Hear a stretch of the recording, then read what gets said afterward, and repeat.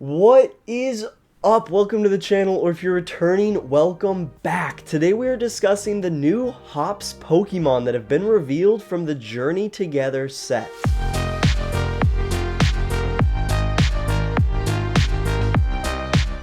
So, if y'all didn't know, Journey Together is the set that will be ushering in rotation and will be the very first set in Format I.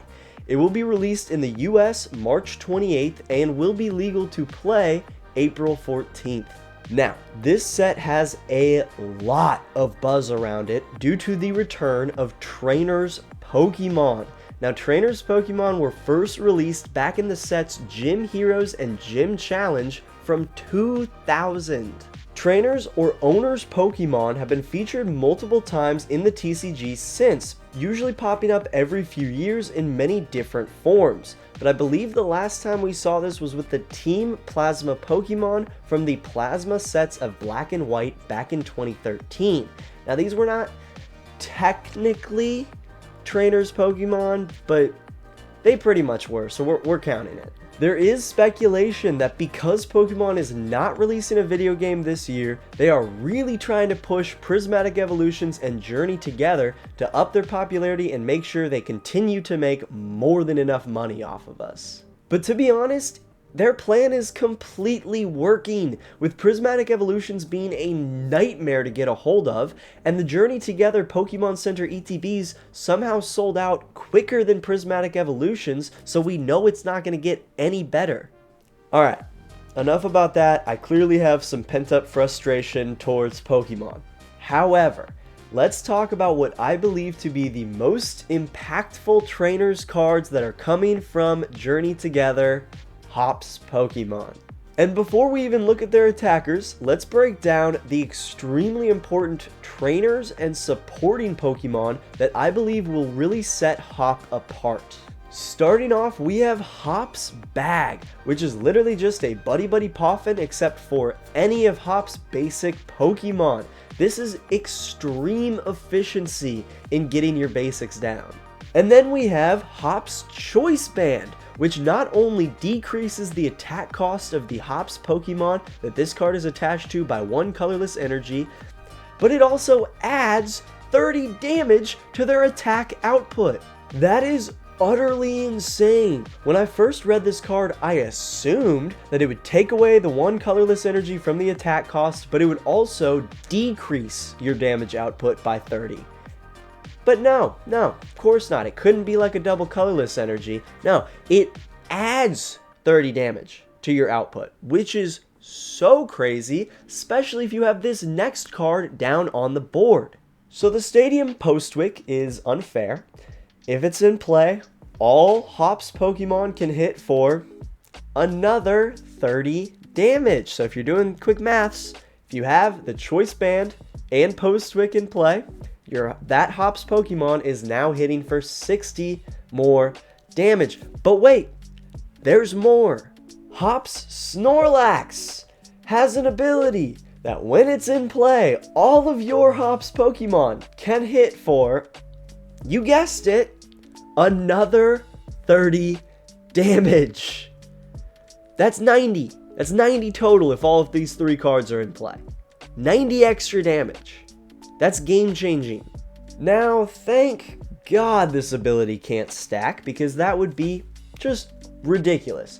But even as is, these three cards being in play, allowing one of your Hops Pokemon to hit for 90 more damage plus one less colorless energy, that's unreal. Like, that is genuinely unreal.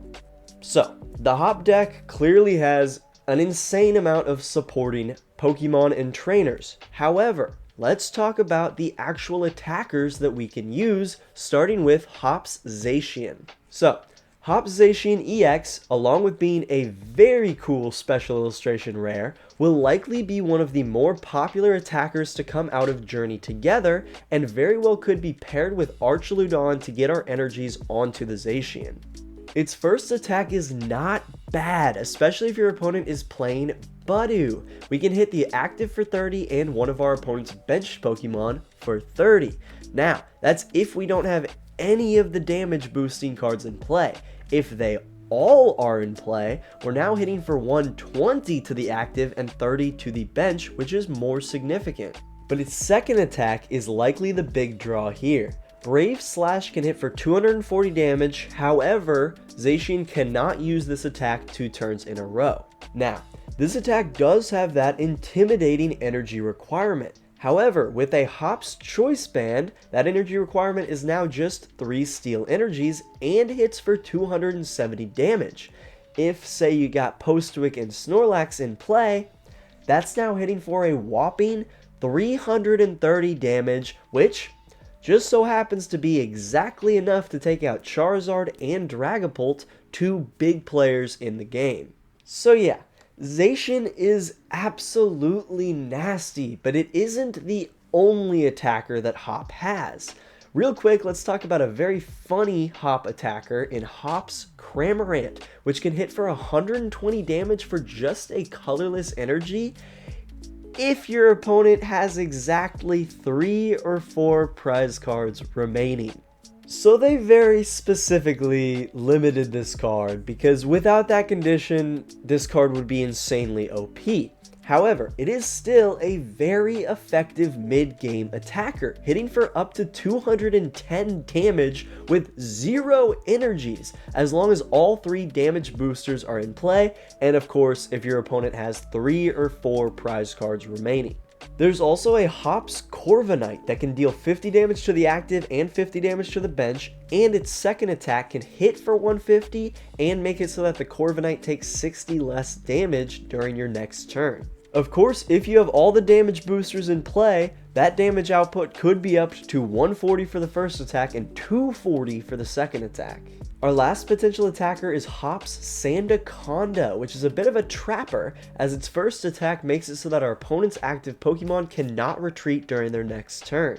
Its second attack is not too bad, hitting for 140 or up to 230, but it also deals 20 damage to each of our benched Pokemon. Its basic, Hop's Sandicobra, is also not bad, with its first attack allowing us to go search out a stadium and put it into our hand, likely giving us Postwick, turn 1 if we're going second. The thing about Hop's Pokemon is that while none of them jump off the page initially, when you really think about Hop's Choice Band, Postwick, and Hop's Snorlax, any of these Pokemon can potentially hit for 90 more damage and for 1 less colorless energy, which is feels like cheating. Like let's be real. That feels like cheating.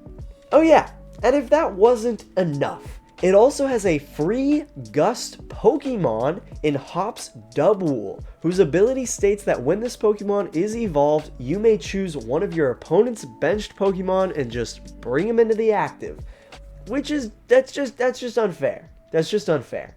So there are obviously a lot of tools in Hop's box to work with here.